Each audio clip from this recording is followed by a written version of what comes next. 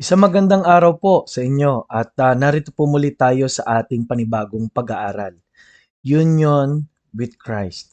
Napakahalaga po no na pag-aralan natin ang sinasabi po ng Romans chapter 6 na tayo po ay sinabing kaisa na ng Panginoong Heso Kristo. Alam niyo ito po ay madaling idea mula po doon sa sinabi ng Bible na ang babae at lalaki ay isa na. Ano po, parang ganun din po ang ginamit ng mga salita. Ano po, at kapahulugan. Pagka po ang dalawang tao ay nag-asawa, ibig sabihin isa na sila ng purpose, sila po ay nag-ibigan, at sila po ay nagtanggapan sa isa't isa para magsama habang buhay. Ganon din po ang gusto ng Panginoon, lalo na po sa portrayal niya sa church. Ano po, dahil pag sinabi pong church, yan po ay mga taong naligtas. Ano po, pinagsama-sama ng Panginoon. Yun po yung word na ecclesia. At alam niyo po, napakaganda po ng ibig sabihin ng pakipag-isa kay Kristo dahil sa ang ibig sabihin po niyan, tayo'y minahal. Ano po? Gayon na lamang ang pagsinta ng Diyos sa sanlibutan.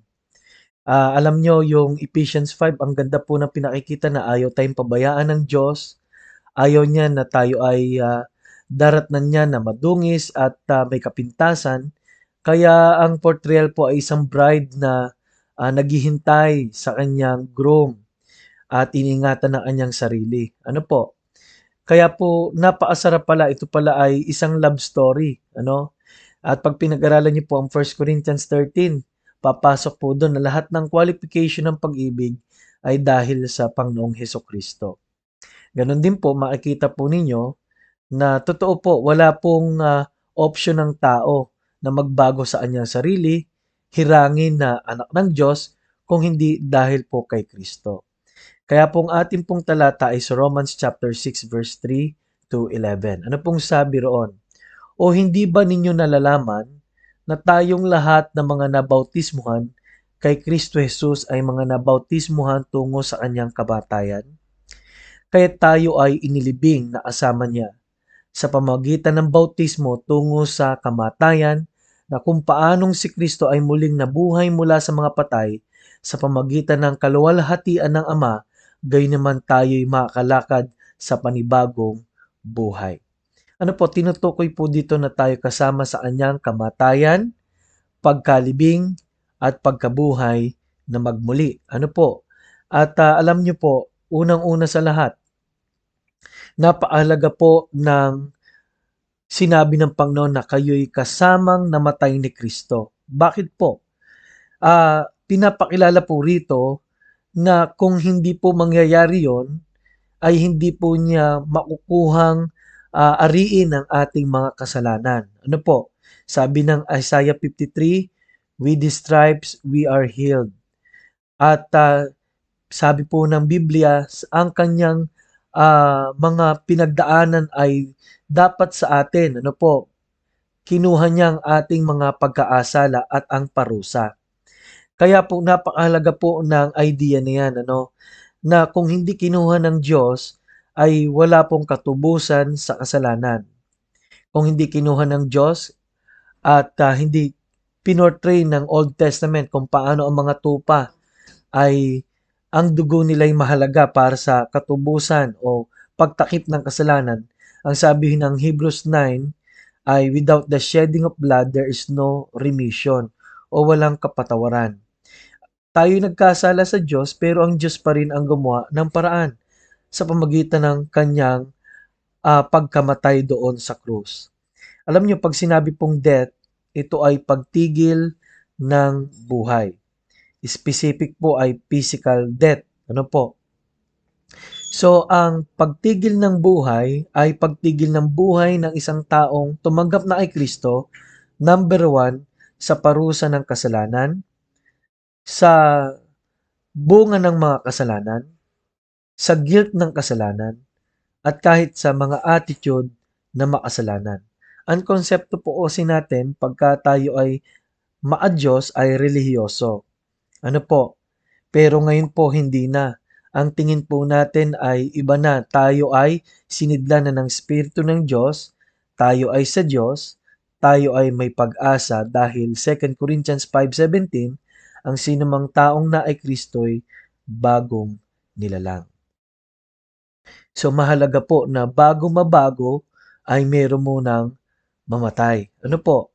Kaya ginawa na po yan ng Panginoon. Okay.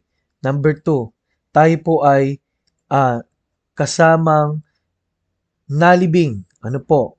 Kung ang death ay cessation to sin, ang buried with Christ naman, ano po, ay hindi na ibinabalik. Ano, wala pong patay na bumabalik na sa dating niyang buhay. Ano, patay ho, nandun na lang siya sa lupa. Ganon din po ang patay kay Kristo. Ang ibig sabihin po ay yung bunga ng ating maasalanang dugo, maasalanang pamuhay, maasalanang isip, ay wala na po. Ano po? Patay na po ito. At anuman pong bagay po na may kinalaman po rito ay patay na rin. Ano po? So, napakahalaga po ang sinabi ng Panginoon na kayo ay namatay at kasamang nalibing kay Kristo upang bumangon sa panibagong buhay. Ano po, yung pagbangon sa panibagong buhay ay kasama po ng tayo po ay tumanggap kay Kristo at nagsisi. So, yung luma po natin pagkatao, kasi may dalawang uri po ng tao, no? Yung old sinful nature at saka yung new nature ng tao. Ang sabi po ng 2 Corinthians 5:17, if any man be in Christ, he is a new creature. Old things are passed away, behold, all things now are become new. Ano po? So, lahat po ng naligtas ay bagong nilalang. Katulad ng pinakilala sa John chapter 3 na sinabi ni Jesus, kayo'y maaaring ipanganak na muli. Ano po? Ito po yung hindi po ito tinatawag na mayroong mga tao kasi na may mga resolution o mayroon pong mga tinatawag na nagkaaroon ng pagkaataon para po sila po through teaching, through discipline ay babaguhin ang mga ugali. Ano po? Pero ang Panginoon, iba po ang kanyang ginawa. Ang tao, sa pamagitan ng banal na espiritu, na nananahan sa tao ay nababago. No? Nagkaaroon ng fruit of the Spirit. Okay. So, sa number 3, sabi po rito, tayo'y patay sa kasalanan. Tayo ngayon po ay binuhay kay Kristo. Ano po? At ang sabi po ng Bible, tayo po ay nagsisimula muli. So parang isang bata, no, na natututong gumapang, no, tumayo, no. Kaya napakahalaga po ng picture ng pagbangon, no, sa panibagong buhay dahil po sa baptism, sinasabi yan, dahil ibig sabihin, tayo po ay inilubog po ng Panginoon, hindi lang sa kanyang espiritu, kundi inilubog po tayo ng Diyos at binangon para po patuloy po na mag-grow at patuloy po na mag-mature bilang isang Kristiyano. At sa pang-apat po, maating lang po ito kung tayo po ay lalakad kasama ni Kristo. Sa Amos 3:3, ano po?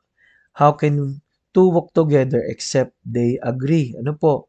Kaya po napakahalaga po na tayo ay alam natin, nag-agree tayo sa magustuhin ng Panginoon. At kasama po dito ang ating relasyon sa Kanya, ang uri ng ating pong pang-araw-araw na devotion sa Panginoon. Ano po? Sa pamagitan ng salita ng Diyos, pananalangin, ay kasama po yon, ano, walking with Christ. At kung naman po mga problema pinagdadaanan natin, mas pinapakilala ng Panginoon ang kanyang sarili sa atin. No? Kaya po, wala na po dapat ang mga pangamba. Alam nyo, pag sinuri nyo po ang guilt at pangamba, nagmumula sa ating old sinful nature. Ano po? Kaya ang paglakad kay Kristo ay kalakasan, talino, at pananampalataya, at biyaya at kapangyarihan laban sa mga tukso. Ano po? The spirit is willing but the flesh is weak. Kaya mahalaga po ang kapangyarihan ng Espiritu ng Diyos sa atin. Kaya mga kapatid, nawa na-appreciate po ninyo na nang tayo ay naay Kristo, tayo po ay pinagkaisa sa Kanya.